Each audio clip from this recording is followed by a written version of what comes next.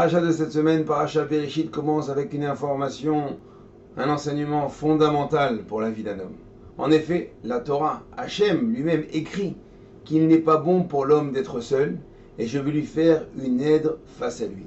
Ezer Kenegdo. Alors immédiatement, Rashi vient nous expliquer quel est ce Ezer Kenegdo.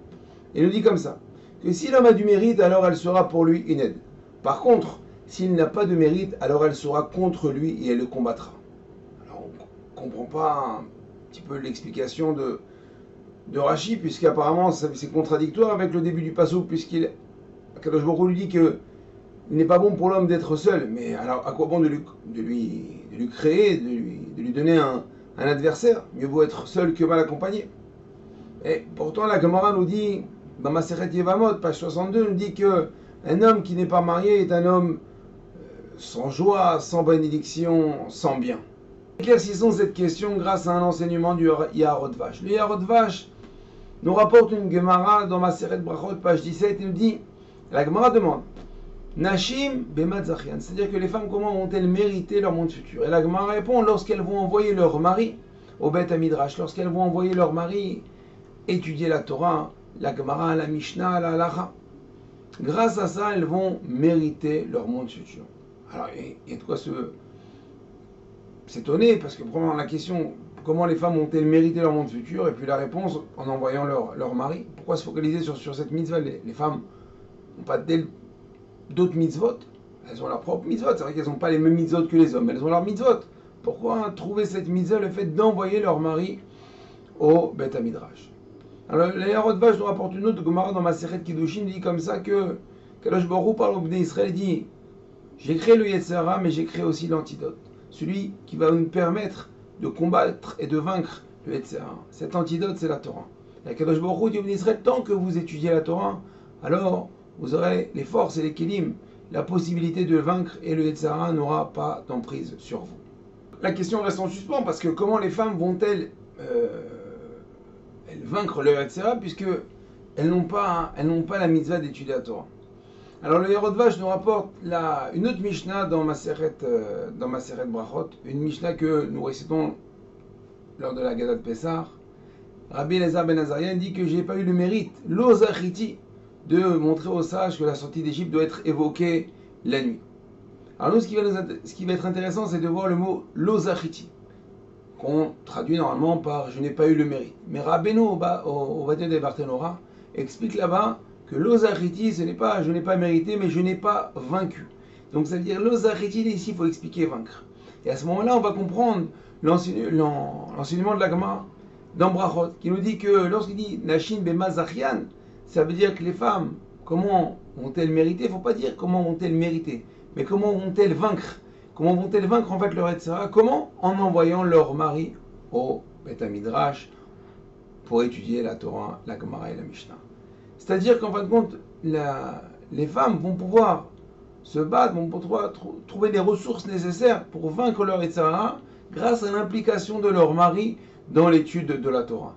Le Yaharot Vash nous dit que, en fin de compte, le comportement de la femme est en quelque sorte le baromètre permettant de mesurer et de connaître le taux d'implication de son mari dans l'étude de la Torah. Extraordinaire. Bon, on n'a pas résolu le problème de la femme, parce que, sauf la femme a tout de même un Yetzer Hara. Elle a un Yetzer Hara naturel de ne pas envoyer son mari étudier la Torah, sinon ça serait trop facile. Alors on va, à ce moment-là, mieux comprendre l'explication de Rashi. Rashi nous a dit au départ que Ezer Kenegdo, Kadosh Baruch Hu va faire une aide face à lui. Et Rashi dit que s'il est méritant, elle va l'aider. S'il n'est pas méritant, elle sera contre lui. C'est-à-dire, qu'est-ce que ça veut dire qu'il est méritant? C'est-à-dire que s'il est méritant, s'il s'implique dans l'étude de la Torah, alors il aura une femme qui va l'aider. Pourquoi? Parce que grâce à son implication, grâce à son investissement, il va donner des forces à sa femme de pouvoir vaincre, de pouvoir se battre face à Yetzer Hara. Par contre, s'il ne fait rien, s'il n'étudie pas, eh ben sa femme, elle va le battre, le combattre. Elle va l'empêcher d'aller étudier la Torah. Alors ici, quand on parle d'étude de la Torah, d'investissement, on ne parle pas de niveau d'étude. On parle justement d'investissement. Combien on est capable de s'investir, combien on est capable de pouvoir étudier. Par exemple, Kadosh Baruch Hu, il sait exactement qui tu es. il sait exactement de quoi tu es capable, de là où tu habites, de tes possibilités. Par exemple, une personne qui est capable d'étudier 8 heures par jour, alors s'il n'étudie que 6, eh ben, son taux d'investissement est problématique et délicat. Et là, son Ezer Kenegdo, il risque d'avoir des problèmes avec sa femme. Par contre, une personne qui est capable de pouvoir étudier que 1 heure par jour, parce qu'il n'a pas les moyens ou intellectuels ou les moyens de temps, parce qu'il doit travailler. Bon, chacun connaît sa situation. Et lui, ce bonhomme-là, il va prendre cette heure-là, il va s'investir, il va la déchirer. Il va même étudier 1h10.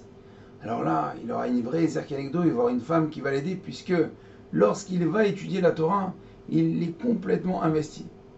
L'investissement aussi ne dépend pas de la compréhension. On peut aller étudier la Torah pendant 1 heure. C'est pas grave, même si on n'a pas exactement tout compris, mais on s'est investi, on est parti étudier la Torah.